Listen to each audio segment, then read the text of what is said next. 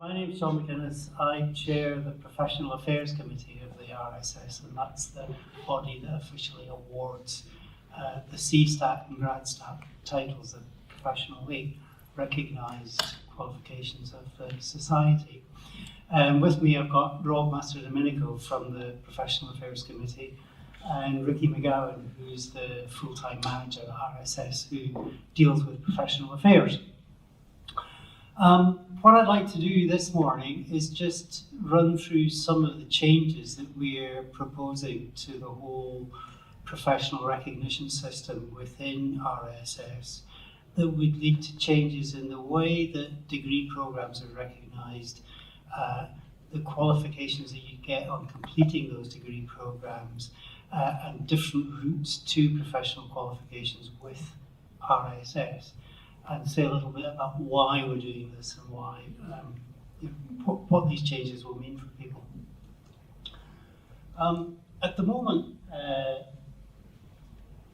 we recognise university degrees according to the content of their curriculum. And there's a list of about 80 or 100 skills that we require university degrees to have in order to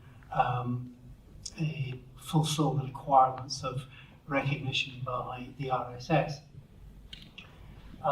If you complete one of these degrees or a very near equivalent, you automatically become eligible for GradStat. That's the first level of professional recognition in RSS. And then if on top of that you have 5 years relevant professional experience and appropriate evidence of appropriate continuing training, continuing professional development, you can become a chartered statistician. It's also the case that you can become a chartered statistician by going through what's called the competency route, and that's a rather slightly more long-winded process where you basically provide evidence that you've got the expertise and experience equivalent to a chartered statistician, but you've acquired those by other means. You may have done a degree some time ago and then followed that up with a career in statistics in the course of which you've taken on board different kinds of training and so on. There's a number of challenges to this system.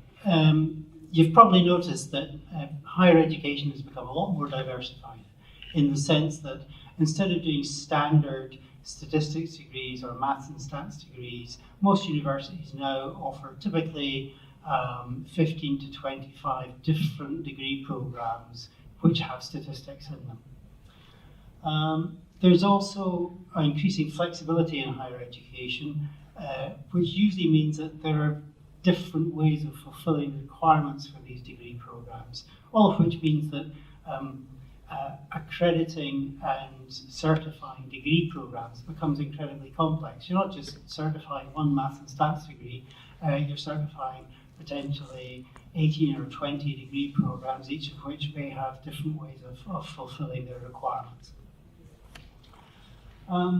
There's also been increasing diversification in terms of things like the length of degree programs, their format, whether they're traditional campus-based university study on-site programs or programs that involve some kind of distance learning or online learning.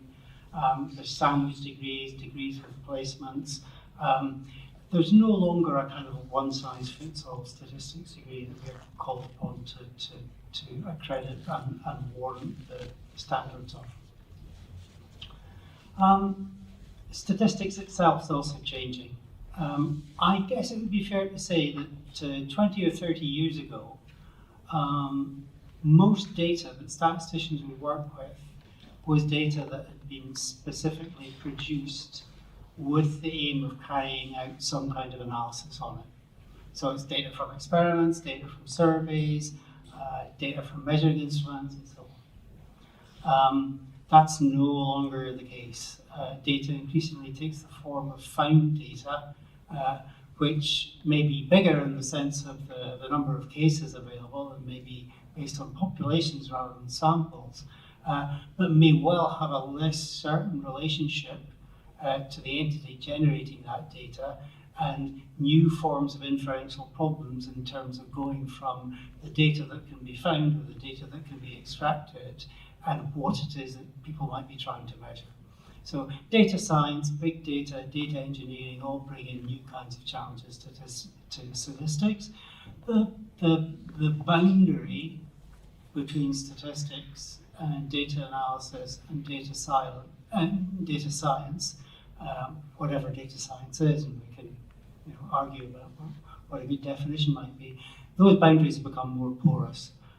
There are many more ways to be a competent professional statistician depending upon the kind of statistics that you end up doing.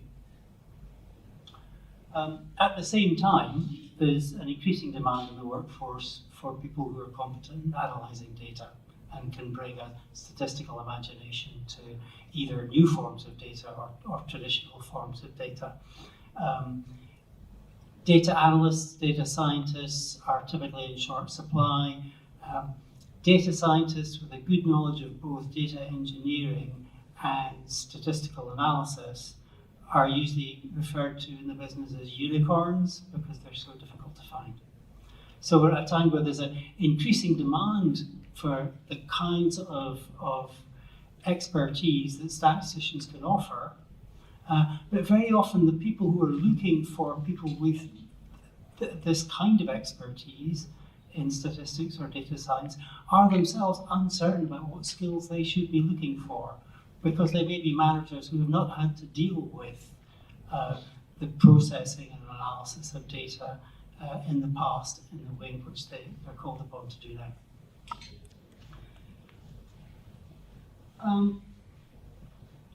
We're proposing to change our accreditation system in a couple of ways. We're going to move the basic unit of accreditation from the degree program to the modules or course units that those degree programs comprise. In other words, we're going to look at the bricks in the building rather than the whole building, if you like. We're going to introduce a competency-based route to GradStat that's parallel to the existing competency-based route to Chartered Statistician. It's rather anomalous that you can reach our highest level of qualification through a competency-based route, but you can't do that for our GradStat qualification. That's just an anomaly that's grown up over the years. And the third change that we're debating, which will probably take a little bit longer than the first two, is to introduce some new sort of entry level of professional qualification, which we've tentatively called Data Analyst, simply because that's the least worst title we could come up with, and there are others that may be better out there. The idea of the Data Analyst qualification is to try and bring in and regulate that growing volume of people in the workplace who are dealing with data or dealing with numbers in some ways, but may not have any training or background in statistics. We hear, quite often hear stories of what it takes to be called a statistician in many workplaces. And in some workplaces, a statistician is somebody that can add up a column of numbers. Now, it's in our interests that everybody becomes more aware of the kinds of skills and expertise that real statisticians have, and that these are properly professionally recognized, so that managers, employers, and others know what it is they're dealing with when they have somebody who says, well, I'm a graduate statistician.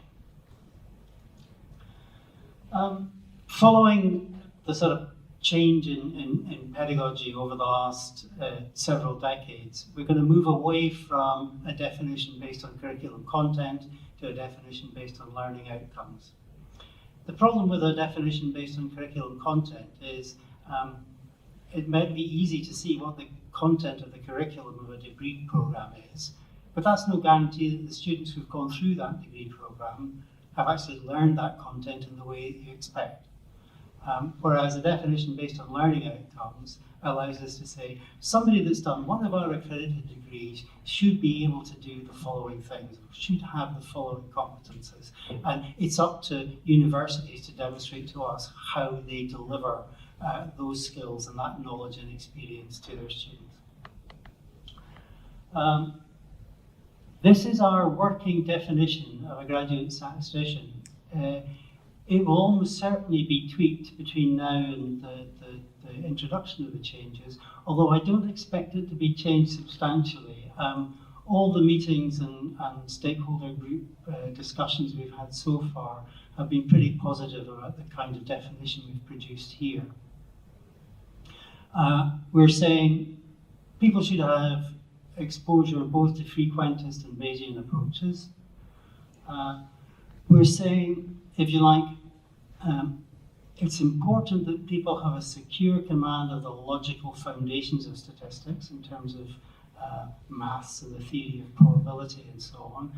But that learning should go along with just as much experience and knowledge in terms of the application of such mathematical or theoretical ideas. The more closely theory and application are linked, the better. We don't want application without theory. We don't want point-and-click statisticians who can manage the software but are unaware of the assumptions and the logical foundations that the procedures are using in that software make use of. The principles of systematic data collection, management, and curation. That might look a bit boring, but that's actually about big data, data science, and data engineering. In other words, the ability to take data from a range of different sources and transform it into a format that makes analysis possible. And that can go all the way from just fairly simple operations of cleaning data through to data engineering. Then we say these kind of core skills should enable the people with them, and they should have experience of and get some practice in building and assessing and reporting models that make sense of data. We've got describing and understanding a wide variety of processes and problems. In other words, it's not enough to just know the statistics and the statistical procedure or the characteristics of this or that model. We're also looking for the ability to see which model fits which real-world processes, or given a challenge out there, what can statistics do about it? John Tukey used to talk about type 3 errors. If a type 3 error was solving the wrong problem correctly. And one of his points was that there are a lot of mathematically elegant models out there which we can solve very elegantly, but if they don't relate to the real world, if the real world is messier than that, and that messiness is an important part of the problem or challenge we face, then solving that problem isn't enough. We have to look at ways of solving other problems. I should say this is not our definition is not a manifesto for exploratory data analysis or anything like that. We're just saying statisticians ought to be able to deal with practical problems. Having the mathematical and technical knowledge is important, but it's the ability to use that knowledge that's even more important. We also say report on them. You can be the best statistician in the world, but if you can't explain what you found to other people in non-statistical language, your insight and expertise is of limited use. And we'd like to see a bit more emphasis in degree programs on what's sometimes called at the moment statistical consultancy. In other words, being able to deal with people to diagnose where statistics might be relevant, and also where statistics is relevant and has been used, to be able to tell people who maybe themselves have very little knowledge of statistics and no exposure to statistical language, can you tell them what you found in terms that they can understand.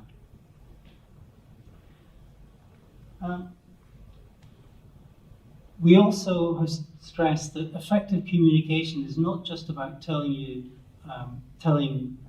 your audience what you've found, but also telling your audience how certain you are of it. You may have noticed the recent debate over the use of p-values and significance levels and so on in the American Statistical Association. And really that debate is about how do you present uncertainty most effectively? In other words, a statistician is almost always someone who tells you, well, this is what may be the case. And when I say maybe, what I mean by that is, that's something that's very often difficult for lay people to get their heads around, but communicating both the information that data may contain and also the limits of the information that data may contain is part of the key of being a good statistician. The final sentence is about ethics.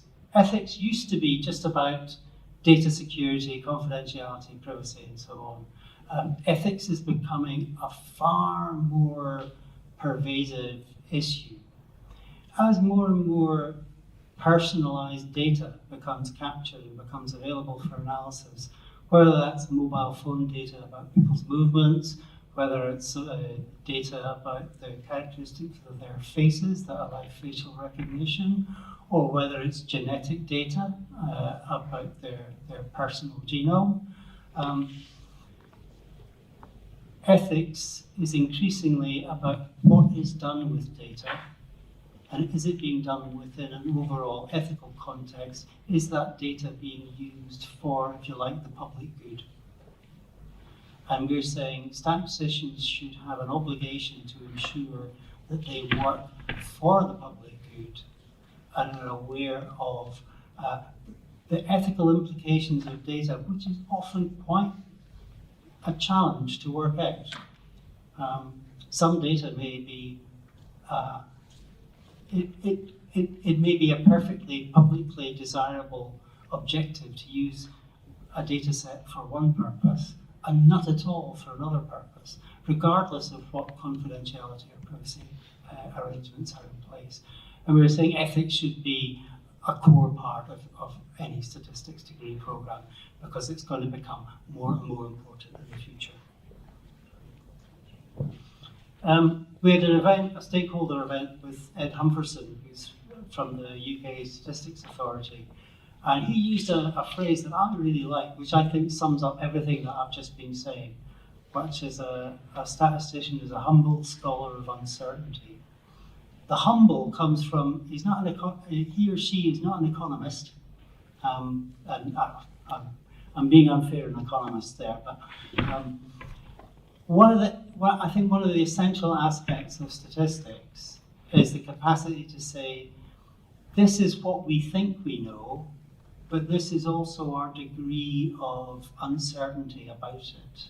And that uncertainty isn't just a question of saying, well, the answer might be this or the answer might be that. It's being able to be as precise as possible about the range of that uncertainty. So they're scholars. And for me, the essence of the whole scientific process is uncertainty. Knowledge is ultimately all about uncertainty. Knowledge is about discovering more of the unknown unknowns and what we think we might know and what we, until new advances in science come along, we're not even aware we didn't know. So that phrase for me, if you like, sort of sums up rather neatly what RSS would like to see statistics as comprising. I'm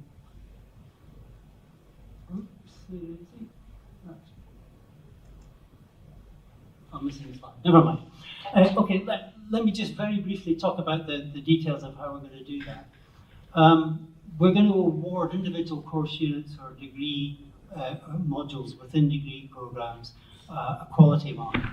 And this just basically says, the teaching on this module is appropriate, the methods used are right, it's a module that delivers the learning outcomes for most students, it's taught well, and it's been reviewed by a chartered statistician.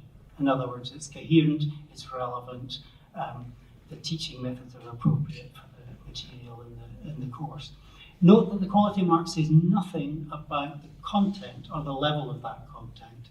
It's about the quality of the teaching and delivery.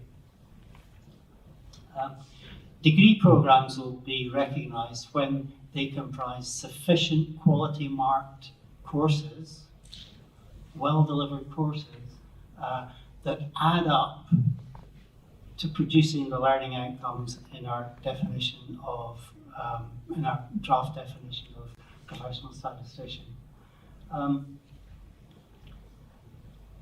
In addition to that, we obviously look for organisations to be compliant with the relative quality assurance procedures, to be part of organisations which are promoting widening access, and so on. We also think that universities should probably do a little bit more to just make students aware of the Royal Statistical Society, and that's part of just making the profession of statistics more visible, which in turn makes statistics graduates more visible, gives them a higher profile, makes them more employable. We're suggesting that to become a graduate statistician, as of now, you can do that by simply completing a recognised degree programme, or you may do some other degree that isn't statistics at all. It might be biology or ecology or physics or what have you, but has some statistical content, and then you flesh that out with further training or CPD and some relevant professional experience. In other words, a GradStat equivalent to what we currently have as the competency-based route to chartered statistician.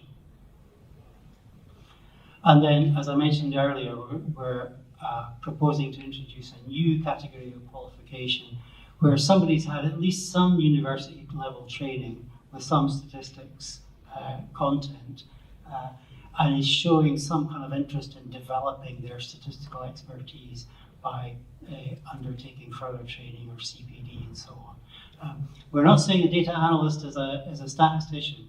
We're saying here's somebody who's serious about numbers and has the potential to become a statistician. And we see that as really quite important in starting to try and regulate the growing number of people dealing with numbers, dealing with simple forms of data analysis, who unfortunately may think they know more than they actually do know, or managers who are not aware of the kinds of competence or expertise that is available from, if you like, proper statisticians.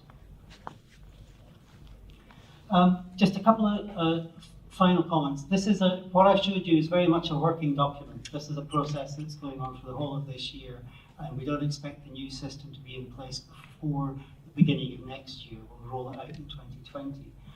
And so this is one of many events that we've undertaken to garner ideas and comments and feedback about what we propose. Our biggest challenge is being more flexible than we have in the past about what we recognise as a statistics degree, but combining that with guarantees that there's enough rigour in any degree to ensure that the people who emerge from that degree are technically competent statisticians, but also have a good statistical imagination and can see where statistics is relevant, and are also trustworthy statisticians, not just in the sense of doing what's robust statistically, but aware of the ethical implications of what they do and prepared to work for the public good. Okay, thanks. Hi guys, my name's Dr. Robert Mastrodomenico. I don't use that Dr. Monica much. And these sessions we've been running them for the last few years in various different guises, so it's changed slightly every year. And I've historically come as somebody who had recently completed my CStat. So how many people here are GradStat, if you show of hands? CStat? It's good, that means there's a lot of you aren't. congratulations to you guys who are. The whole point of this kind of session, or my part of it, is to go through CPD. To give a bit more background about me, I've recently joined the Professional Affairs Committee, and as many of them will know, I have a massive bee in my bonnet about doing CPD right. CPD is really important in if we're trying to get across that kind of picture of what you're doing. So for those of you who aren't familiar, or maybe for those of you who are, you have to complete an application form to become chartered or GradStat.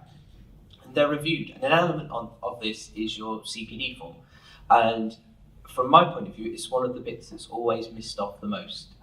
CPD is kind of seen as an afterthought, something that if you've got the qualifications, you don't really have to bother about it. But it's very important, especially in this kind of era where, as John was saying, jobs aren't necessarily as standard as they were. We do have people who kind of come in on those, standard academic type roles, but we need to know enough about you, and we need to kind of understand that if you're going to get this chartered status, that you've got that kind of breadth of experience, and that you're continually trying to develop yourself, because there is that kind of part where you can just get stuck into doing certain things, and the application form only shows so much. So kind of completing these CPD forms are really important, and also doing it in the right way.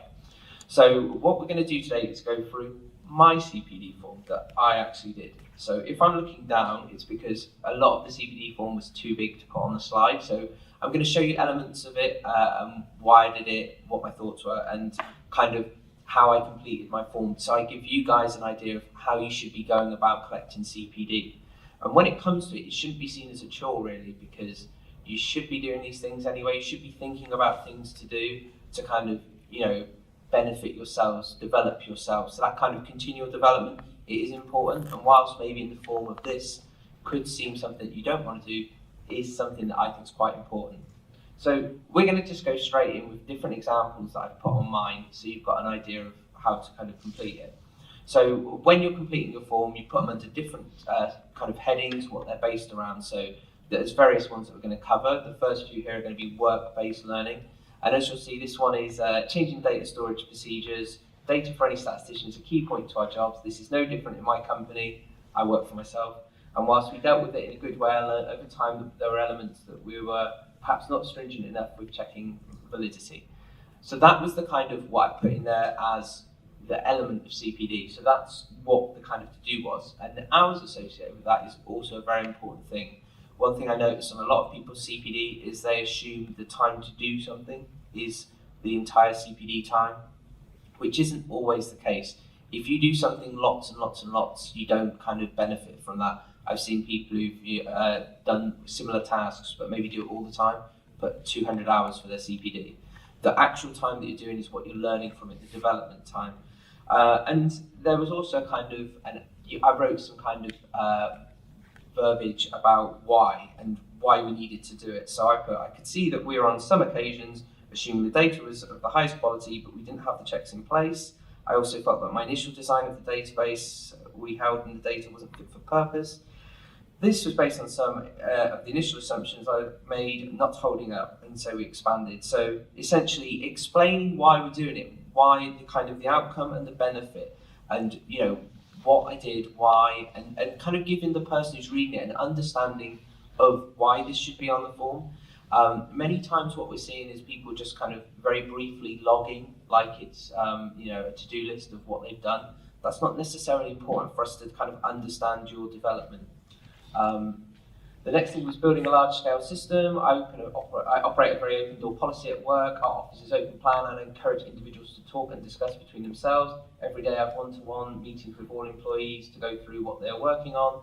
At this time we can discuss any problems. On top of this, if we have a big project, we'll have general discussions. Now that would maybe feel like something that you're going to do all the time, and in your role you may have elements of that you're doing all the time, but actually there are only certain elements of that that's going to develop yourself. Once you've kind of done it, what we're doing here is demonstrating it and how long that took, and that's only 15 hours, and I'll do those meetings all the time with people, so that kind of thing will happen very regularly.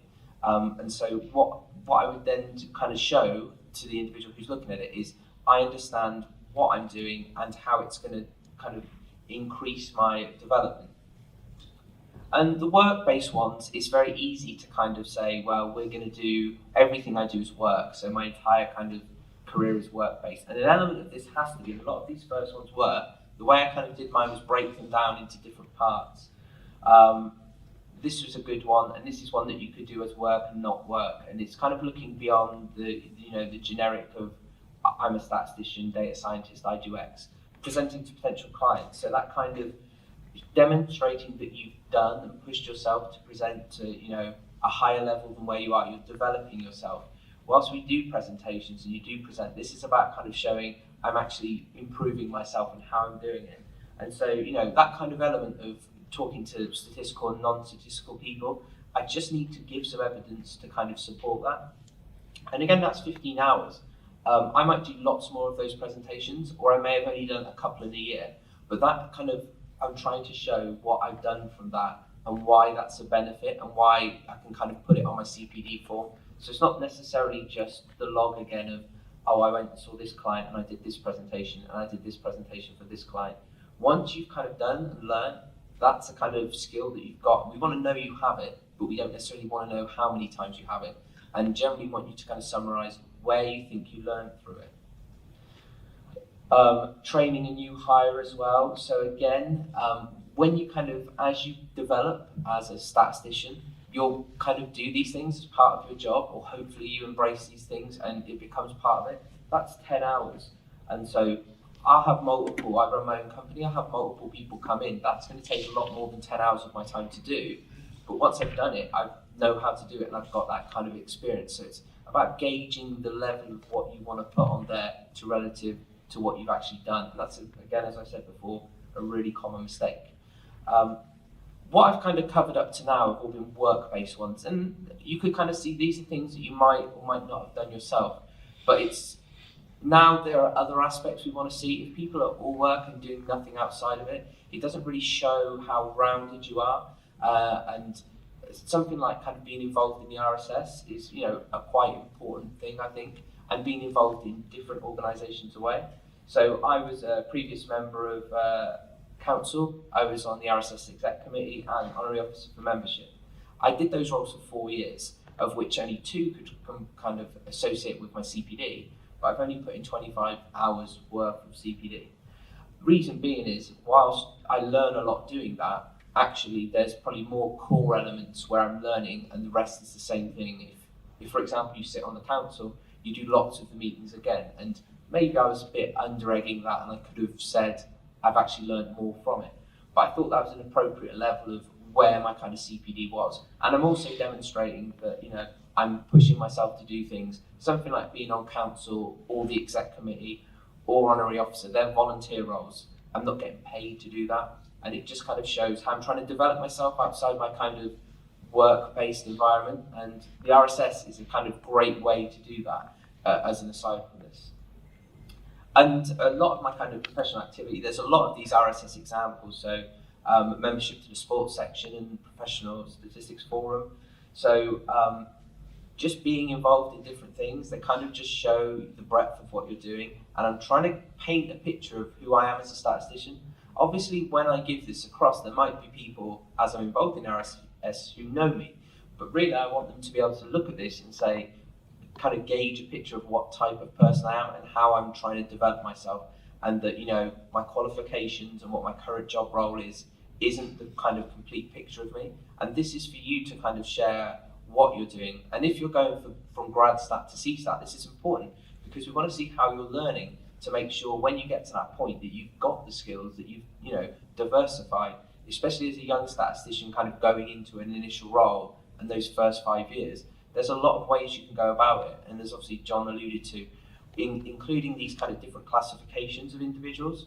We want to see that when we offer this or accredit you with CStat, that you're actually up to that kind of standard, and it's for you to sell it. So this is where this form is really, really important.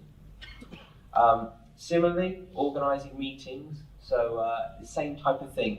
Whilst these may seem very similar because they're all RSS based, they're actually quite different in terms of what I'm doing, in terms of what I'm saying I've learned from this. So, if you organise various meetings, that's a different skill set to sitting on the council or to being involved in various different things.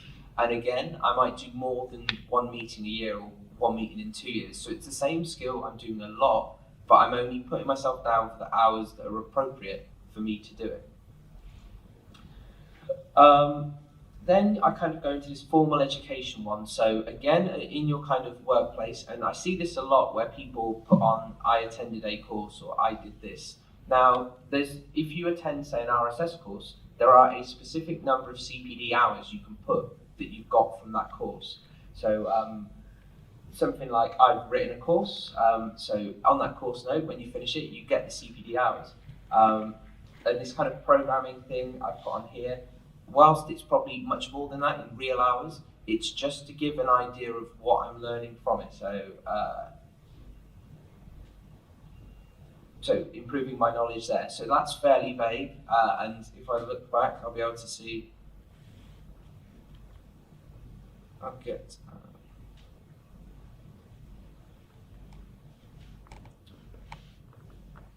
yep, so actually the one that went with that was, so the kind of, how I kind of improved my knowledge was actually wrote a course on this one.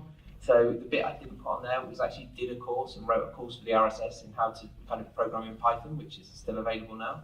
And that was the kind of, that was what I wanted to learn, and that's the kind of how I did it. The kind of outcome and benefit was, I knew I needed to improve my programming skills, I needed to continually develop myself. So in looking to do a course and write a course, that kind of, it made me kind of bring all my skills in together and formalize that, but it was also a kind of way that I can kind of link both of them up. So it's showing that I'm trying to continually develop myself. There's a kind of constant, I'm repeating myself a lot on what needs to go into this, but this is a major thing that a lot of people fall down. From my point of view, when I'm looking at kind of applicants, the main thing that they fail on is poor CPD or no CPD in some cases. They don't really look at how to do this. And attending the RSS conference, which I thought would be very relevant. Attending a conference, and at the time I attended 5 in total, that was something that you can put, going to conferences, presenting at conferences, it's what you're learning, how you're developing yourself, what you get from it. And so putting that on, today you're at this conference, you could be obtaining CPD, or you might not be obtaining much if you don't get involved and do things, doing talks, going to places, that kind of stuff. It's how you sell yourself as developing yourself. It's not for us necessarily to say, well, that wasn't development. It's for you to say how you developed yourself and the needs you think you needed to achieve, and obviously just logging that on there. And there's a few others, and they're all quite similar. This one was building like a large-scale system, and why we needed to do it, and what I learned out of it. The reasonings behind this was, we had a specific problem, there were issues with it, and I had to learn a new technique to solve it. This could be something that's really, really common. It's not necessarily fully statistical as well. It's not a kind of, I had to learn a technique to do something. This was linked to a kind of problem that was data statistical driven, but there was a technique that needed to be learned to achieve that. And kind of understanding that and being able to say, this is what I needed to do, is something that we want to see from you when you're filling in your CPD. It's about you understanding your needs to develop and showing us how you achieve it. And this is a bit more of a statistical one. So essentially, I run a sports consultancy, trying to kind of run large-scale simulations in a very fast way to simulate how end-of-season points occur is something that we had and something that we needed to do better. So that's a specific problem, and to solve that, I had to basically develop myself to learn the skills to do it. So it's about telling us problems, what you needed to do, and kind of giving us that picture of how you're developing yourself. And that's essentially CPD, a very, very crucial part of what you're going to do and often overlooked. So hopefully that's been useful in kind of giving you an oversight of how you should be filling in your CPD form, and what you should be doing. Because this isn't something, even for the people who've done CStat, you don't just stop when you get CStat. You'll continually have to submit these new CPD forms, because whilst you can become CStat, we need to kind of continually accredit you going forward. So you're going to need to show that you're actually, developing yourself.